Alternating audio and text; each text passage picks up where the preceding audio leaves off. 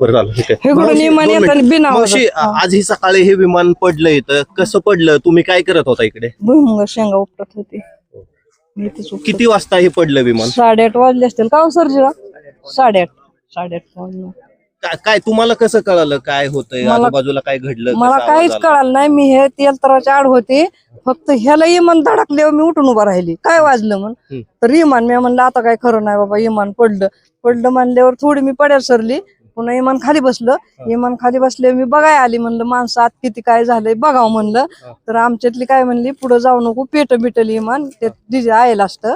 मग अजून मागं सरली. मग ते किती माणसं होती त्याच्यात? एकच एकच. शाबूत होता. शाबूत लागलं होतं का त्याला? काहीच नाही अजिबात झालं त्याला. मग त्यांनी काय केलं, सगळं बंद केलं. बाहेर निघलं दार उघडून, काय झालंय का तर नाही म्हणले काय झालं. मग त्यांनी दार बिरं उघडून बाहेर निघले. आम्ही सगळी जवळ आलो. तोवर नव्हता आलो जवळ.